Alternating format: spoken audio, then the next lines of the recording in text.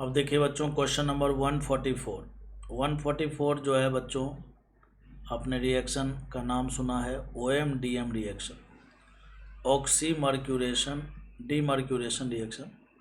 तो इस क्वेश्चन को बहुत ही अच्छे तरीके से बनाने का कोशिश किया गया है।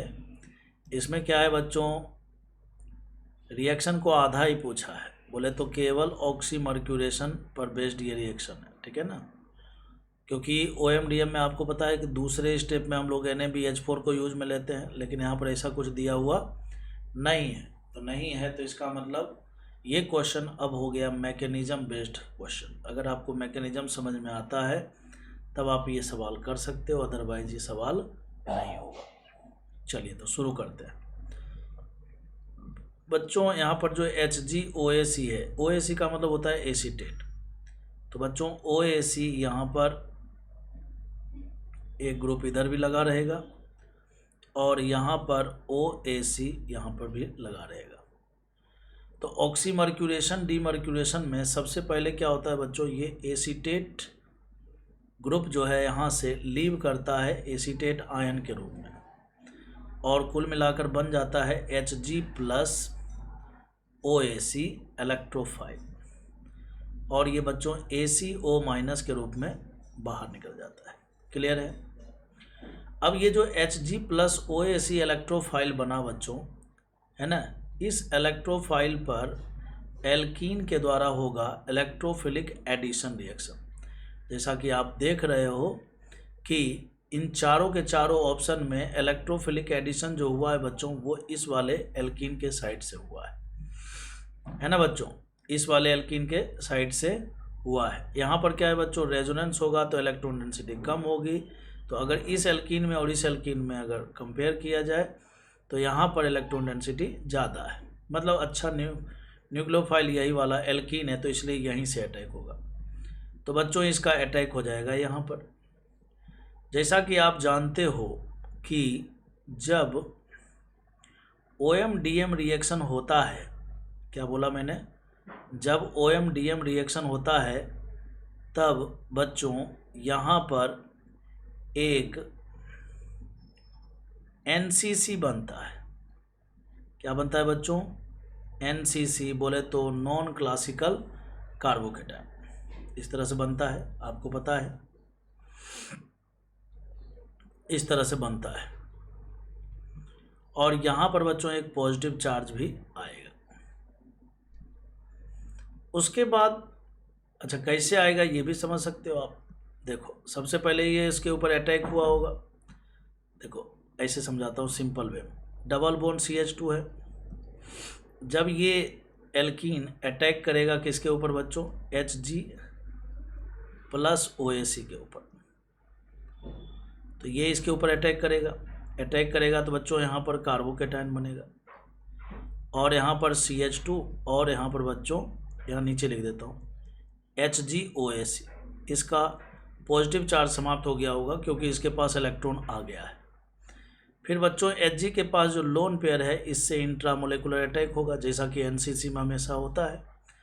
तो जब इसके ऊपर अटैक होगा तो बच्चों ये फिर क्या होगा, यहाँ पर एक साइक्लिक इंटरमीडिएट बनेगा। जब कोई पॉजिटिव चार्ज को इलेक्ट्रॉन मिलता है तो वो न्यूट्रल बन जाता है, तो ये वाला देखो न्यूट्रल बन गया। और जब कोई न्यूट्रल वाला इलेक्ट्रॉन देता है तो उसके ऊपर क्या आता है, पॉजिटिव चार्ज आता है, इसीलिए Hg के ऊपर पॉजिटिव चार्ज आया हुआ है। यहाँ तक आपको समझ में आ गया होगा। अब समझने वाली बात ये है, क्या मैंने बोला, अब समझने वाली बात ये है बच्चों कि यहाँ पर जो एसिटिक एसिड दिया हुआ है, ACOH का मतलब क्या है ये भी आपको समझना चाहिए। बेसिकली CH3CO ग्रुप जो होता है ना बच्चों, इसी को एसिटाइल ग्रुप बोलते हैं, और इसी में OH लगा दीजिए तो ये बन गया ACOH ग्रुप, ठीक है ना। ये वाला जो ग्रुप है, ये जो ग्रुप है बच्चों, इसको AC ग्रुप बोलते हैं। ACOH का मतलब ये है, ठीक है ना। AC का मतलब एसिटाइल ग्रुप और उसका मतलब होता है CH3CO, ठीक है ना। अब जैसा कि आपको एक बात और पता है कि ये जो एसिटिक एसिड है ये अपने आप में एक वीक न्यूक्लियोफाइल होता है। वाटर, अल्कोहल और एसिटिक एसिड ये क्या होते हैं बच्चों, वीक न्यूक्लियोफाइल होते हैं। और वीक न्यूक्लियोफाइल हमेशा अटैक करता है कहाँ पर, है ना, इसके जो अटैक का जो रेट होता है बच्चों वो 3 डिग्री, 2 डिग्री और 1 डिग्री होता है, क्योंकि ये SN1 को फॉलो करता है। किसको फॉलो करता है बच्चों? SN1 को।